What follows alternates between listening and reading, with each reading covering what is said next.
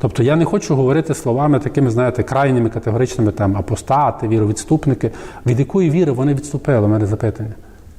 Якщо Христова віра була одна, вони перестали бути конфесійно належати до певного. Так це ж конфесійність, це церква, це юридична структура, це трошки інше. Тут нюанс ще ширший в тим, що, наприклад, там є загальне несприйняття. Від віри вони не відступили. Вони хіба ті, хто перейшли в православ'я, вони перестали вірити в єдину святу соборну апостольську церкву? Ні. Ну, дивіться, тут чуть-чуть є питання ширше. юрисдикції. Я 10 секунд коментую і теж далі вам питання дам.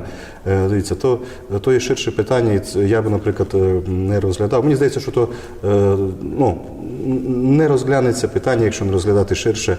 Це є справа сильних світу цього вирішувати релігійні вопроси.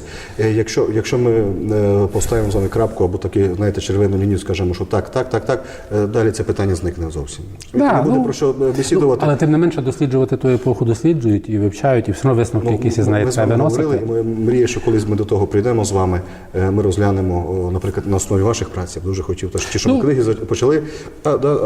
У нас так, знаєте, трішки вільніше. Але я таки хочу, щоб був дуже, розмови. Якщо будемо зрілі, якщо зуміємо науково до цього підійти, то ми розглянемо так само, наприклад, і 16, 17, 18 століття.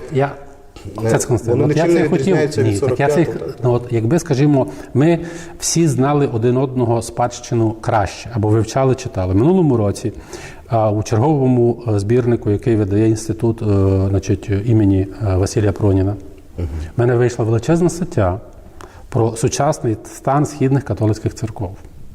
Біля 50 сторінок опубліковано тексту, де я якраз і говорю про те, що для мене абсолютно одинаковий акт прозелітизму відбувся як в 16, 17, 18 століттях, бо йдеться про 16 уній церковних. Вони майже усіся відбули у спосіб прозелітичний. Точно так же, як відбулося це в 45-50 році, закінчуючи тим, що відбулося у Пряшеві. Тобто в даному випадку на ці події і треба подивитися десь однаково. Недаремно, що в 93-му році Міжнародна богословська комісія, перед тим у Фрайзінгу, потім у Балабанді, прийняла остаточний документ щодо того, яким чином повинна позиціонувати себе Східна католицька церква в контексті вселенського християнства, в контексті і православної, і католицької церкви, Римської церкви.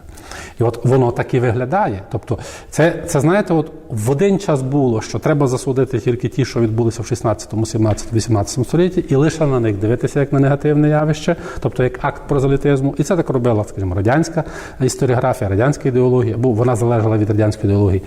А пізніше, коли, скажімо, Радянський Союз розпадається, особливо в нас тут на Україні, пішов страшенне захоплення апологетикою, мучеництвом греко-католицької церкви і засудженням того, що відбулося в 40-х роках, тобто не називаючи це, ясно, розумієте, лише з односторонньої точки зору. Я б все-таки відійшов від цього і подивився на це більш-менш. Скажімо, книжка, яку видали дослідники, такі як Вільгельм де Фріс, Міхал Лацко, Октавіан Бирля, Рим і східні патріархати, вона дуже чітко про це все говорить. В історичній конотації, в історичній площині. Але давайте я абсолютно хочу поговорити про це. Якщо для себе вирішити сказати, наприклад, що коли є громада християн, в общем, взагалі, беремо не ніякий вік, ніяке тисячоліття, і є якийсь той, хто має силу в даний момент, приходить і починає щось вирішувати, думаю, що тут дати відповідь і далі просто нема про що розсуждати. Далі вже такі трішки все завжди маніпуляції йдуть, самовиправдання і все це. І ми вирішимо, скажемо, що це одразу так. Це неприпустимо в ніякий спосіб. І будемо вважати кожен раз, коли хтось там, наприклад, з мечем, чи хтось там з якоюсь силою прийде і буде вирішувати за тих людей. Це для нас завжди неприпустимо є, і ми в жодному спосіб не будемо складати умови, що так все склало, то таке. І тоді нам зникають питання, наприклад, починаючи з 10 століття, тут 10, 11, ваші книги дуже цікаві, котрі ми з вами не доспілкувалися, але я прочитав досить так інтересно, наприклад, там 12 століття, 13 століття. Мені здається, що завжди, коли людина з мечем, от ми тут в музеї знаходимося, і тут є і там, і тут малюнки такі, приходить і стає біля людини, котра вірить в Христа, і щось починає казати, що так би мало бути правильніше. Це є, знаєте, так, Володимир, я скажу, це є неприпустиме моральне насилля. Ну, це однозначно, але І це... жодних але. От я отак, знаєте, жодних але. Коли будемо розглядати долю конкретної людини, там уже подивимося, чи ми засуджуємо, чи ні, чи друге питання. Але питання, наприклад, інтервенції в справи віри, це завжди є неприпустиме, моральне, взагалі це є гвалт. Гвалт і все. Тому, наприклад, що така ситуація була, чи ми мусили, чи воно, мені здається, нічого не добавить. Ми просто, я думаю, так, я вам казав багато разів другим історикам, кажу, ми до того не дозріли, щоб просто подивитися на це як науковці, забути про все. От ви кажете це, у вас файні цитати є. Забути про те, хто я є, да і подивитися це. От ми не дозріли до того, щоб дивитися на це. Ні на 17 століття в Закарпатті, ні на 45-й рік. Починається відразу оправдування своєї в той момент позиції. І зовсім не дивимося на те, що є людина, котра стоїть, знаходиться, да? І що біля неї якийсь силовик, так би мовити, котрий вирішує питання. До речі, сьогодні відбувається досить цікава подібна річ, що, наприклад, теж приходиться якийсь там такий, котрий має провадити від влади, від держави до громади церковної і каже, що от ви всі там кураторія, священник, ви переходите в таку юрисдикцію з такими документами і ви лишаєтесь, вас ніхто не трогає. Мені аж так, хто разить подібно 47-46 роком в Закарпатті, розумієте, просто не знаю, ким треба бути, щоб не бачити, що це є подібно то саме. І так само кажуть, то ж християни, куди ж ми втічемо, да взагалі і канонічно, все правильно. Але чи це не є те саме? Людина, котра вірить, котра молиться зранку, котра вечір, котра переживає як християнин за те, щоб бути здібним любити другу людину, і біля неї хтось силовим методом пробує щось вирішувати. Мені здається, цей гвалт такого плану моральний, котрий гірше, ніж якийсь фізичний гвалт. Але до цього, мені здається, що іменно про ці речі, не торкаючись апологетики, що так то мусило бути, ми думаю, що не дозріли ще. Якщо дозріємо колись, нараз мені кажіть, з ким можемо поспілкуватися. Тут все одно, розумієте, буде дискусія, тому що, дивіться, з іншого боку, а коли ми сидінемо, особливо ті дослідники, котрі вивчають ті чи інші процеси, вони мусять все одно давати якусь тому оцінку. Тобто, хочемо ми того чи ні.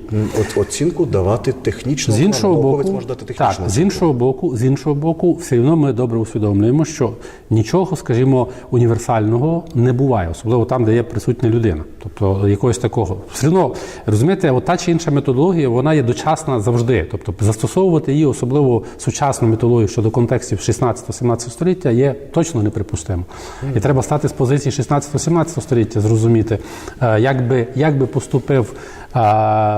поступила людина, так, вивчаючи ту епоху, але не знаючи, чим вони все закінчили. Не знаючи, чим закінчилася жодна з уній, не знаючи, чим закінчилося, скажімо, в 40-х роках процесу. Тобто, не знаючи. Нам сьогодні легко говорити, ми знаємо, чим вони все закінчили. І звідси є більше оціночних суджень, так, суб'єктивних суджень, правильно, котрі є далеко від цього. Тому я намагаюся все-таки, чому я говорю про мою методологію, це в контексті і, а не або-або. Тобто не прийняти одну лише із сторін, а все-таки оцінити і зрозуміти і одну, і другу сторону. Хочеться ми того, чи не хоче. Оцінка завжди буде так трішки науковим моментом. Якою вона вже буде, розумієте, для того є наука, тобто тут ми нічого не зробимо. Наука історична не є наукою моральних імперативів, розумієте, що так було правильно. Я ні разу не написав, що це було правильно, чи це було недобре. Тобто це якраз про це йдеться.